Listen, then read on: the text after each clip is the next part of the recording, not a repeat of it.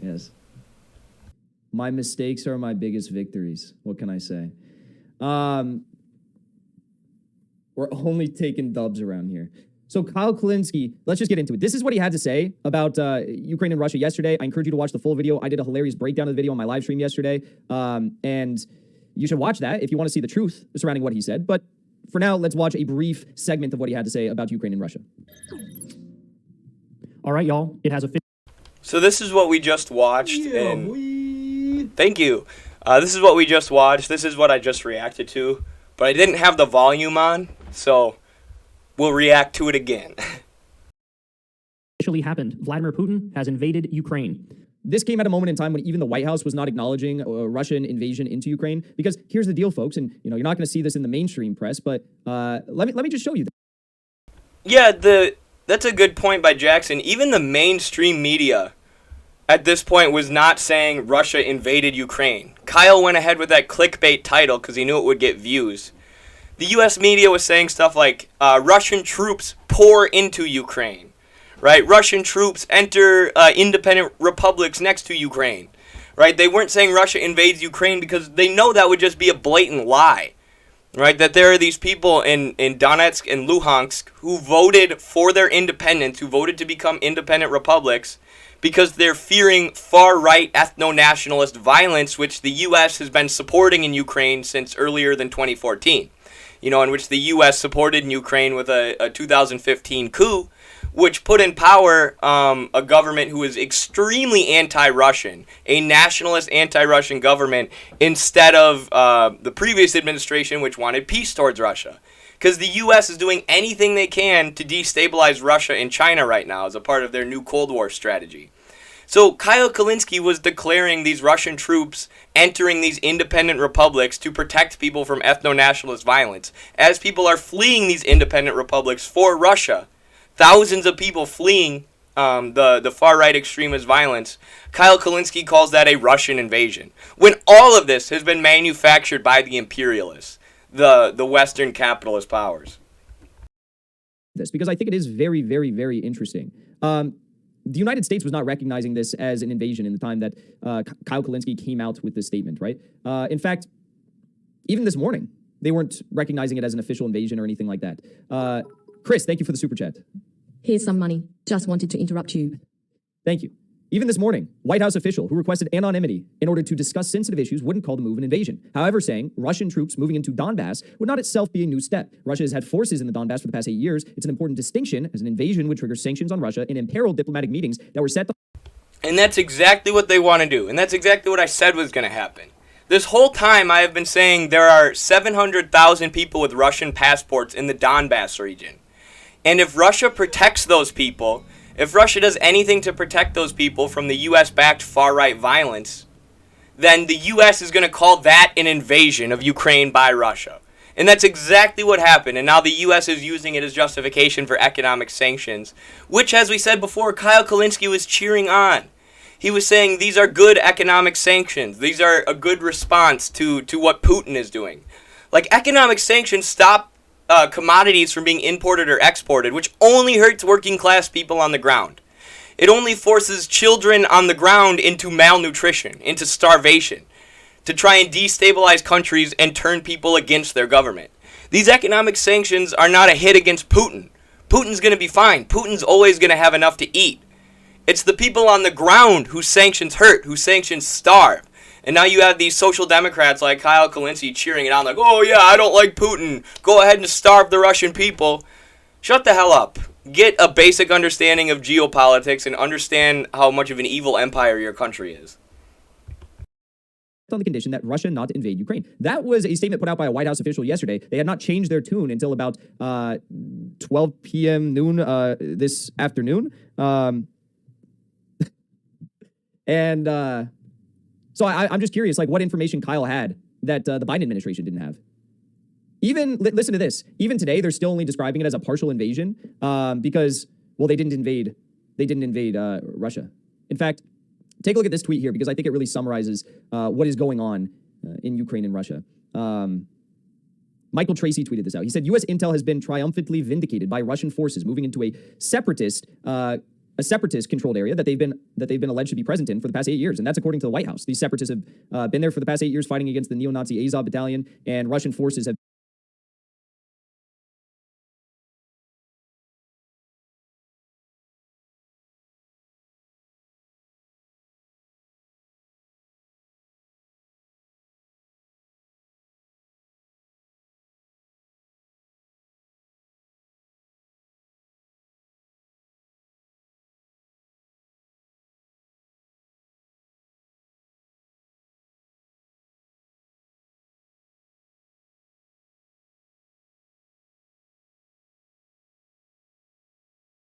and something is done to protect those people, Americans are like, oh no, Russia, how could they invade Ukraine?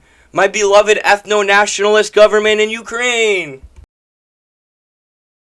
have been there present for the past 8 years as well. So this is nothing new. That totally vindicates U.S. proclamations of a full-scale invasion and horrifically violent overthrow of Kiev. At the end of the day, the fact of the matter here is that nukes are not raining down on Ukraine. Tanks are not invading Kiev. We do not see missiles showering the streets of Donbass. Russia sent in a peacekeeping mission to this region, not too dissimilar, but slightly dissimilar to what we saw take place in Kazakhstan. Obviously, And what we have seen are attacks against Russian people by these anti-Russian extremists. The U.S.-backed anti-Russian extremists like the Azov Battalion. And we've seen them tearing down World War II memorials.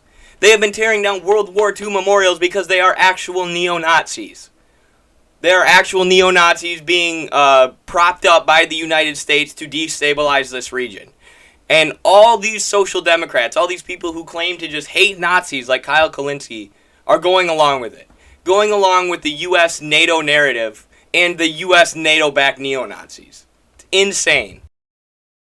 in Kazakhstan, they're part of a security treaty with Russia, but you have to look at the character of the state that's involved sending in, a peacekeeping force. When the U.S. sends in a peacekeeping force to another country, we stay there for 20 years. We kill hundreds of thousands of civilians. That's just the way it goes. You look at pretty much any time we've done that. That's just the way it goes.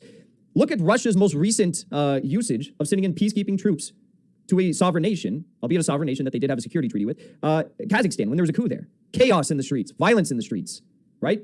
You remember that. It was just about a month ago, maybe 2.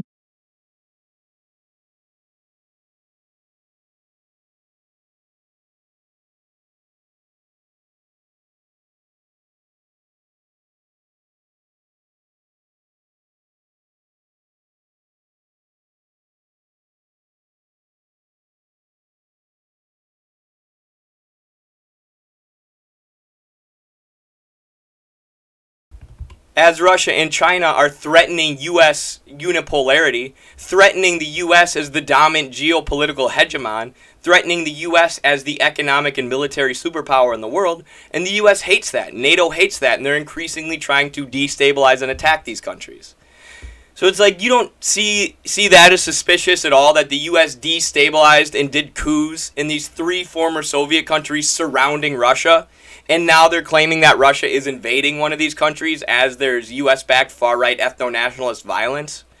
Like, this has clearly been manufactured by NATO and the U.S., all these conflicts. All these, this Russian invasion of these places who declared themselves independent republics to free themselves from extremist far-right violence. 2 months ago. Russia sent in peacekeepers, they restored order, and they went back home. There is no 20-year occupation. There is no slaughtering of hundreds of thousands of troops. There is no sanctions. There is no regime change operations. It's a restoring of order. That's what I want to tell to the people who are like, say Russia's imperialist. Say Russia's imperialist. They're doing imperialism like the U.S. But they're not. Imperialism is an economic system where you extract countries' resources, steal their resources, and control their markets. Right? Imperialism is what the U.S. did in Iraq. They occupied the country, destabilized and destroyed the government, and siphoned out all the Iraqi oil wealth and gave all the oil wealth to Western multinational fossil fuel companies. Right? This is what they would like to do to Russia, because Russia's energy companies are controlled by the government, controlled by the state. So a lot of people are now buying energy from Russia rather than the U.S., which is a reason the U.S. wants to destroy them. But look at what Russia's doing in these independent republics. Right, these places that voted themselves independent republics. Russia's not destroying them. Russia's not occupying them and allowing Russian companies to siphon their resources. They're there defending the 700,000 people with Russian passports who live there, who are facing far-right extremist violence. That is not the same as what the U.S. did in Afghanistan. That is not the same as what the U.S. did in Iraq. That is not the same as what the U.S. did in Libya and Syria. Russia is not doing imperialism the same way that these Western capitalist NATO countries are. They're just not. I'm sorry, I'm not going to lie and say that Russia is doing the same thing as the U.S. because people dislike Putin. Like, I'm sorry, I'm not going to lie to you. And they go back home. My estimate is that is not too dissimilar to what Russia is aiming to do here in Ukraine. In fact, I would argue that what's actually going on in Ukraine is the prevention of a civil war. Let's see here. Do I have this tweet up? I think I do. This was also yesterday. As Putin sends in troops, White House avoids the I word, so they're avoiding invasion. They're calling it a partial invasion now. They're not invoking all of their sanctions. White House wrestles with whether... That's still so crazy to me that even the White House isn't calling it an invasion. But Kyle Kulinski had to put out this clickbait video. Breaking! Russia invades Ukraine! Like, you did this just for the views, dog. You said Russia invades Ukraine just for the views. Even the White House isn't saying that. Like, how freaking war-hungry are you, Kyle Kulinski? God damn. Whether Russia has invaded Ukraine, but Kyle Kulinski apparently knew that they invaded Ukraine. He's a genius or something. I don't know. So let's go back to what he was saying. All right, y'all. All right, y'all. Do people talk like that when they're infected with Washington brain? Is that what happens? It's the Hillary Clinton effect, right? You guys remember when Hillary Clinton tried to talk in a Southern accent? This dude grew up in New York, and he's like, all right, y'all. All right, y'all. He grew up in like, Well, I like to say y'all, too. I grew up in the Midwest. It's because I had a roommate from the South my sophomore through senior year, and he said y'all, and it's just easier. Like, y'all is shorter than you all. You know, it's a good contraction. So, little off topic. I digress. fancy schmancy area of New York. All right, y'all. This is like when Hillary Clinton was like, I don't feel no ways tired. I don't feel no ways tired. All right, y'all. It has officially happened. Vladimir Putin has invaded Ukraine. So he gave about an hour-long speech. And this is Kyle Kulinski's Cenk Uygur moment when Cenk Uygur says, down goes Libya, down goes Gaddafi. We got him. This is Kyle Kulinski. That is exactly what this is. I totally forgot what I was going to say. Because that is what this is. Hillary Clinton effect, right? You guys remember when Hillary Clinton tried to talk in a Southern accent? This dude grew up in New York, and he's like, all right, y'all. All right, y'all. He grew up in like a, fancy schmancy area of New York. All right, y'all. This is like when Hillary Clinton was like, I don't feel no ways tired. I don't feel no ways tired.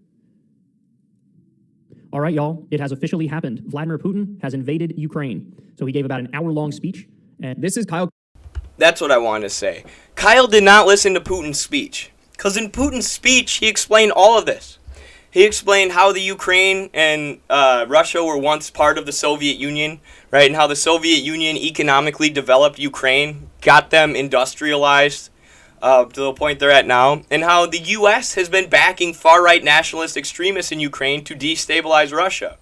And how, and also talked about why these areas, Donetsk and Luhansk, declared their independence, became sovereign republics. Putin explained all of this in his speech, and he even had a critique of Lenin in his speech, which was interesting. And he also said the Soviet Union, the fall of the Soviet Union has been a disaster for Eastern Europe because it's allowed NATO and the Western capitalist imperialist powers to gain strength and gain a foothold, which is absolutely correct, especially if you look at the situation that's going on right now with Ukraine and the 2014 right-wing coup in Ukraine, which was U.S.-backed. So Kyle did this video claiming that Putin invaded Ukraine and talked about Putin invading Ukraine without even listening to Putin's speech. Or he talked about Putin's speech without even actually listening to it. Like, come on, dude, do the bare minimum. Kulinski's Cenk Uygur moment when Cenk Uygur says, down goes Libya, down goes Gaddafi. We got him. This is Kyle Kulinski's Cenk Uygur Libya moment. and talked about what he's doing, why he's doing. Shout out to Dick Long for the super chat. I appreciate you. Thank you. Your hair looks very crisp. Thank you. OneX51, thank you for the super chat. I was very pro-capitalist until I watched Jimmy Dore and then you. Now I see politics through class instead of party and I've come left on most economic issues. They hate you. BC, you're effective. Thank you. I appreciate that. Andrew, thank you for the super chat. Smearing. Yeah. Marxist Hibero, thank you for the super chat. As a medic, the neolib propaganda syndrome has no cure. The treatment is hospitalization, treating it with Marxism-Leninism. I think so. Large Marge Simi, thank you. Oh, Jackson is getting a ton of super chats here.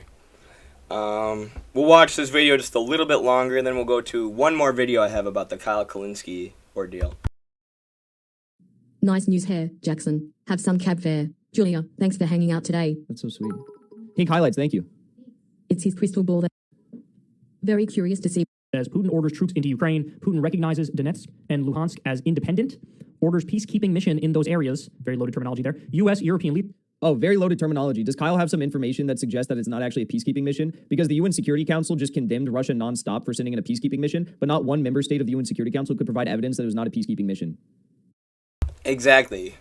And I talked about that when I was reacting to Kyle's video directly. Like, what information does he have to show that this isn't a peacekeeping mission? What information does he have to show that Russians are murdering people and setting up their own government and allowing Russian corporations to extract mineral wealth from Donetsk and Luhansk? Is there any evidence of that? That Russia is doing the same shit that the U.S. does when we overthrow a country? No, there is no evidence of that. Kyle just said it's loaded words, you know, the peacekeeping mission is loaded words because he needs to push this narrative that Russia invaded Ukraine. Alright. Let's move on. Got one more video here. Actually, I will open the chat for so we can talk for a little bit.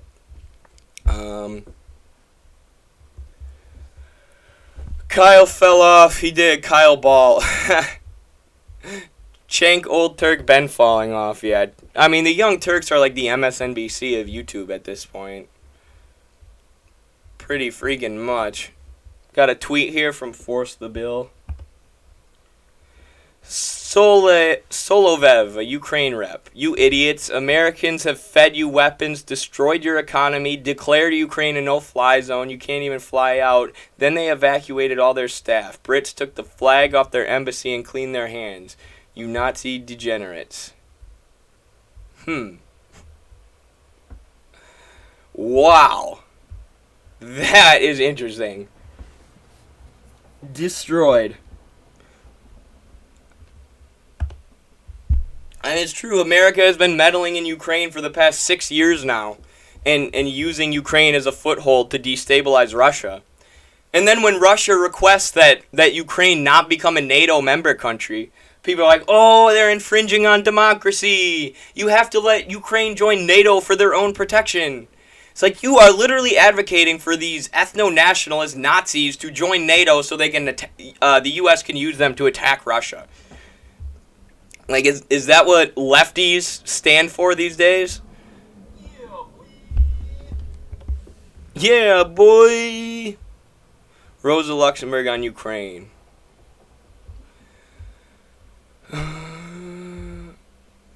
Ukrainian nationalism was different from other kinds of nationalism. A few dozen petty bourgeois intellectuals without the slightest roots in the economic or political or psychological relationships of the country. It was without any historical tradition, since Ukraine was never formed a nation or government. Was without any national culture except for the reactionary romantic poets of Shevchenko. It is exactly as if one fine day the people living in Wasserkankt should want to found a new, whatever that is, nation and government. This ridiculous pose of a few university professors and students was inflated into a political force by Lenin and his comrades through their doctrinaire agitation concerning the right to self-determination. Yeah, so there are a lot of people who argue that, you know, Ukraine shouldn't even become its own country. And this is sort of what I was saying with Putin criticizing Lenin in his speech. This was what he was criticizing Lenin about, because the Soviets had this idea of right to self-determination, right? So they allowed Ukraine to become its own nation, and some people were against this, right? Some people were saying, no, there's no Ukrainian nationalists or no Ukrainian nationalism that's like honest, you know, and based in the working class, based in the people on the ground. You know, it's these petty bourgeois intellectuals who allowed Ukraine to become a nation in the first place, which has now led to all this destabilization against Russia and against the former Soviet Union through Ukraine and through the backing of far-right ethno-nationalist forces in Ukraine. So that's the critique that Putin made. And it's not Putin saying, Ukraine isn't a real country, so therefore we should be allowed to invade them. No, he's saying, the U.S. has propped up Ukraine and fostered this ideology of Ukrainian nationalism for years as a way to attack Russia, as a way to destabilize Russia. Eddie, in the UK, you can only get into uni if you have gotten at least a C in math and English. Only 17% of people have C's. Huh. Interesting. Is Russia right-wing and capitalist? Russia is capitalist. They are not communist. Putin is anti-communist, so not a fan of that. But what Putin has done is he took Russia's natural gas and he took a lot of Russia's energy sector and he nationalized it. So after the fall of the Soviet Union, it was basically an economic disaster for Russia. All these state-owned industries, which were paying for Russian infrastructure build-up and things like that, were sold off to private companies. So they hit like 20 to 30% unemployment. Tons of people died of starvation. It was a human rights and economic disaster. And Russia essentially became an oligarchy. So when Putin came to power, he had this idea of nationalizing the energy sector so that they could rebuild Russia, so that they could rebuild the economy that collapsed with the fall of the Soviet Union. So they did that, and now countries have been increasingly buying energy from Russia, increasingly buying natural gas from Russia. And that is what the U.S. hates the most. That is why, along with Russia getting closer with China, and all these countries in the global south who the U.S. is trying to destroy, along with that, countries buying Russian natural gas is why the U.S. has been trying to destabilize them so hard, is why the U.S. has been trying to manufacture this conflict with Russia so hard. So they're not, I would say, they're right-wing, so to speak, but economically they've been moving left, as in nationalizing some of their resources so Western capitalists don't have access to them. And I don't really even think about things in terms of right and left, right? You got to look at the economy, and you got to look at, you have to look at specifics in every single situation, and with every single country, rather than just saying they're far right or they're far left, So with Russia, it's a very complicated country. They are not communist. They are not Marxist. The Communist Party got second place in their last elections, but they are not Marxist. But they are forging closer ties with China, who is a socialist country. They are forging closer ties with countries in the global south, countries like Venezuela, who are socialist. And they have nationalized major sectors of their economy and cut off Western oligarchs from those sectors and use those sectors to invest in Russia and rebuild Russia. So you could consider that left wing, even though Putin is absolutely not a socialist. So, yeah. Could you say, hi there, could you say 3 positive things about capitalism? Capitalism increased and expanded the productive forces. Capitalism created and expanded the proletarian class. And capitalism creates the possibility for communism. Capitalism increases the productive forces, allowing and creates the working class, which creates the situation where the working class can seize those productive forces and abolish class society in general, which is like the only good thing about capitalism. Eddie, what do you think of democratic socialists? It's an oxymoron, all socialism is democratic, right? Democratic socialists are people who want to take power via the ballot box, which is fine, but, we shouldn't abandon the class struggle or the revolutionary struggle, right? The class struggle is what leads to taking political power, right? Sometimes democratic socialists have it the other way around. They think if we, vote for Bernie Sanders or if we take political power through the ballot box, we can then take economic power. It doesn't work that way. Economic power leads to working class power politically. Kind of personal, are you fearful of this conflict in Russia and Ukraine? I'm fearful for the people there. Like before Donetsk and Luhansk declared their independence and became independent republics and got protection from Russia, I was really nervous that there was going to be basically a genocide or a massacre of Russian citizens in the area by these far-right forces, by the Azov Battalion or the U.S.-backed ethno-nationalist neo-Nazis. I thought they were going to start massacring Russian people. But now these areas have declared their independence and Russia is protecting them, which the U.S. has called an invasion. But, I'm happy that those people are now going to be protected and that people are now fleeing by the thousands into Russia from these regions, which is scary and which is sad. But, I hope those people get out safe. And, I hope the same for Ukraine. I hope the people in Ukraine are able to kick out this U.S.-backed ethno-nationalist government and are able to move towards peace and towards mutual cooperation with their Russian neighbors. Because that's what is ultimately in their interest, right? It's not in the Ukrainians' interest to be violent with Russia and to do economic warfare on Russia. It's in their interest to trade with Russia, to trade with their wealthy neighboring countries. And that's what they were doing prior to 2014. That's what they were doing prior to this U.S.-backed fucking coup that put the far-right wingers in power. Feel like I'm the only one who's thinking about people on the ground. Sometimes it feels like that when you're in the West. When you're in, thank you, Northwestern Socialists, and sometimes it feels like that when you're in the Western Europe or you're in the U.S. Oh, I forgot to mention that Dorio Orvio resubscribed for 6 months. Thank you so much, as did Force of Bill. Thank you, Force of Bill. Thank you for your subscriptions. As did Papa Squats. Welcome back, Papa Squats. I missed you. Well, we had a lot of people. Young Sandwich resubscribed. Oh, no, that was a month ago. Never mind. Thank you all, though. You're terrified of getting nuked? Don't be terrified of getting nuked. The part of the imperialist propaganda is making you filled with fear. Right? Like, Putin's this evil guy. He's this guy who's not rational in any way. He just wants to kill and destroy and conquer. And he could nuke the United States and Ukraine at any minute. It's not true. Right? It's a lie. The U.S. government wants you to be in fear, so that they can use that fear to justify aggression towards other countries. And they want you to look at other countries like supervillains. Right? They want you to look at Russia and Vladimir Putin like they're evil supervillains, and no matter what kind of economic warfare we do against them, it's justified because they're so evil and we need to fear them. And the U.S. government's on their way to protect you. And when in reality, the U.S. government is backing coups and far-right wingers on the ground. They're doing economic warfare which forces Russian children into malnutrition and starvation, like their economic sanctions do all over the world, in countries like Iran and Venezuela as well. And then they say, you call them out about their economic sanctions, right? You say, oh, these economic sanctions are starving children. Why are you doing this? And then they say, well, we need to protect you. Aren't you scared of big bad Vladimir Putin? Aren't you scared of Russia? They have nukes.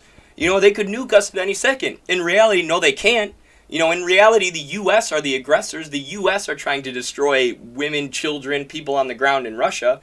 But they need you to fear Russia. And they need you to be convinced that the U.S.'s geopolitical enemies are these big, bad supervillains. How did far-right groups treat the people in these independent states before they gained independence? Massive violence. Thousands of people killed. Due to straight-up ethnic conflict. Like, straight-up... These U.S. ethno-nationalists, the Azov Battalion, these neo-Nazis backed by the U.S. are extremely anti-Russian. They hate Russian people and they hate Russia, and there were tons of cases of extremist violence against people in these independent regions.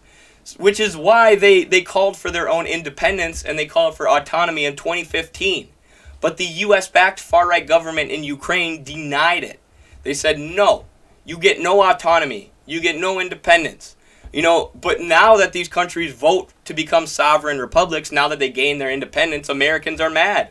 They're like, oh, how could you do this? How could you become independent republics? This is the same as Russia invading. You're doing the bidding of Putin.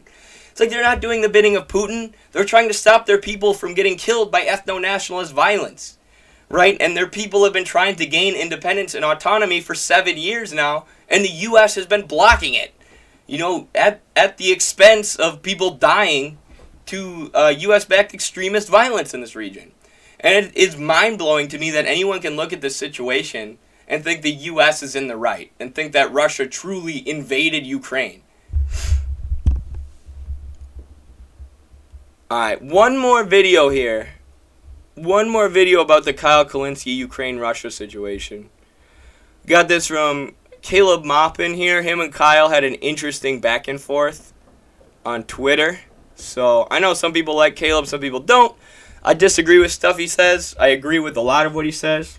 So I'm sure this will be an interesting video regardless of what you think of Caleb. So let's check it out. I'm going to take apart some of the myths we've heard about this. But since I was attacked by a rather prominent individual recently, I thought it might be fun to take apart this rather prominent individual. And that is Kyle Kulinski of Secular Talk, a popular YouTube channel. He attacked me. And, you know, I think I put Kyle Kulinski in a little bit of a different category than Jabba the Vosh, right? Jabba the Vosh. I hate Russia. Jabba the Vosh is basically just revealing himself. Everything I've said about him, that this guy is being directed by somebody and he's just a pro-imperialist stooge. And that's all being confirmed. Look at his Twitter right now. Agree. And Vosh doesn't even try anymore. Vosh literally just parrots MSNBC. He literally just parrots whatever the liberal narrative is, to the point where it's like he has to have like handlers who are literally just giving him the U.S. State Department narrative to repeat as he calls himself a socialist. He's got a fucking Ukrainian flag on there, all right? He has got a literal Ukrainian flag on there. I mean, he's become the Azov battalion propagandist. I mean, he's making no bones about it. It's too funny, too, because Vosh is the one who calls everybody a fascist. Caleb's a fascist. Jackson Hinkle's a fascist. I'm a fascist. Everyone who supports the DPRK or China, fascist, Nazi. But then when the U.S. is backing actual, real-life neo-Nazis who are killing people and who are tearing down World War II memorials and who are backed by NATO and the U.S. State Department, Vosh is like, go! Yay! I love this! You know, big bad Putin in Russia! Go ethno-nationalists in Ukraine! Go 2014 far-right extremist coup in Ukraine backed by the U.S.! You know, anything to defeat evil Russia and Putin. It's like, dude, you are literally saying the same thing as Pentagon officials. You are calling yourself a socialist and you are no different from Rachel Maddow or from fucking John Bolton. He's called for, quote unquote, starving out Russia. Vosh is just a straight up pro-imperialist show. But I don't put Kyle Kulinski in the same category. Kyle Kulinski is different than that. Same. See, Kyle Kulinski is critical of U.S. foreign policy, and that is to his credit. And he has challenged Vosh on some of these points and all of that. The thing about Kyle Kulinski is that he falls into this trap, and it's this trap that a lot of people fall into, and they think they can gain credibility by distancing themselves. Right? It's a delusion, right? It's like, okay, you know, if I can make sure no one thinks I'm as radical as Caleb, then I can get away with being more critical of U.S. foreign policy. So if I make clear, if I call Putin a scumbag, I denounce Russia, if I repeat some mainstream media talking points, that'll give me ground that I can, you know, repeat some. I can repeat some criticisms of the United States and get away with it. Doesn't work. It doesn't work. You just look weak. Does not work. For years, communists have tried this. Well, you know, I'm a communist. Yeah, I'm against capitalism, but I'm not like the bad ones. You know, I'm not like the Soviet Union. I'm not like China. I'm not like Venezuela. No, I'm a good communist. No. I mean, it doesn't work. Oh, I don't want. True. You have to be a tanky. You have to be a tanky, otherwise you're going to end up like Kyle, eventually supporting imperialism. The USA to invade Iraq. Oh, I hate Saddam Hussein. Yeah, he's a mass murderer and a terrorist, and he eats babies alive, and he gasses children. But I'm against the war, but I don't like Saddam Hussein. I don't want the USA to overthrow Venezuela, but I hate Maduro. He's trying to pull one of these, and doesn't work. And you just kind of looking pathetic, and that's what Kyle. And everybody who has been cheering my TikTok account being taken down, who's been really happy that my TikTok account was taken down as I was talking about U.S. propaganda towards Russia and Ukraine and debunking some of the lies of American propaganda. My account gets banned, and there are all these people celebrating, like, oh, the Assadist got banned. Oh, the Maduroist got banned. Oh, the Putinist got banned. Like, all these countries who I'm defending from U.S. economic warfare, you know, and like Venezuela, which has children dying or going into malnutrition because of the U.S. embargo, you know, defending these countries' sovereignty and defending their people just associate you with that country's leader, right? They convince you that Putin or Assad or Maduro or Xi Jinping are these evil comic book villains who are just completely running their country, even though that's impossible. For one person to just make every decision for an entire country. And then they associate anybody who doesn't want war, anybody who's against the U.S.'s economic warfare campaigns to destabilize these countries, then gets called an Assadist or a Maduroist. They just associate you with these people who are built up by the media as evil comic book villains because they do things that are against the U.S.'s economic and geopolitical interests. And it's so disgusting that these people like Vosh pick that up and do it. You know, they call other people Assadists, Xi Jinpingists. There are all these people celebrating my account getting taken out. Like, if you are celebrating an anti-imperialist socialist account in the U.S., in the United States, the most anti-communist country on earth, with 400,000 followers, if you're celebrating that account getting taken down, that socialist propaganda account, you don't actually care about socialism. You just care about calling people a tanky, calling people an Assadist, and getting a bunch of likes on Twitter. How Kulinski looks like in this clip. He looks pathetic. He looks downright pathetic. But we're going to play the clip. We're going to talk about why not only does he look pathetic as he tries to play this game where he tries to be, you know, on both sides, but we're also going to talk about why he's wrong. He's just darn wrong. So we're going to watch just a little bit of what Kyle Kulinski had to say about me here. Who you shouldn't be, okay? This guy, Caleb Maupin, he said the following. What aggression? I think you are confused. The Kyiv government's aggression against the peoples of Donbass is reprehensible. Russia coming to their aid is a good thing. So this is literally just spinning the invasion of a sovereign country as defensive. Like, no, you idiot, Kyle. You arrogant airhead. You are spinning the narrative. And everybody outside of this Western media bubble, outside of America and the NATO countries in Western Europe, everybody else knows that these countries declared their independence to get protection from U.S.-backed far-right ethno-nationalists in Ukraine, and that Russia came to their defense to help people from prevent people from getting massacred, which is something I've been warning about for weeks. The rest of the world knows this, and only Western imperialist corporate media shills like you, Kyle Kulinski, are saying that Russia invaded Ukraine. Even the White House isn't saying Russia invaded Ukraine. Even the State Department themselves are not saying Russia invaded Ukraine. That's just you. You are just making the shit up and spinning it in a way where you can demonize Russia and where you can use this situation as clickbait to get a bunch of views by being anti-Russia. You are wrong, and you are smearing people like Caleb who actually know what the hell's going on in the world, who actually understand geopolitics and understand like that people like you, Kyle, and people like Vosh are backing literal neo-Nazis.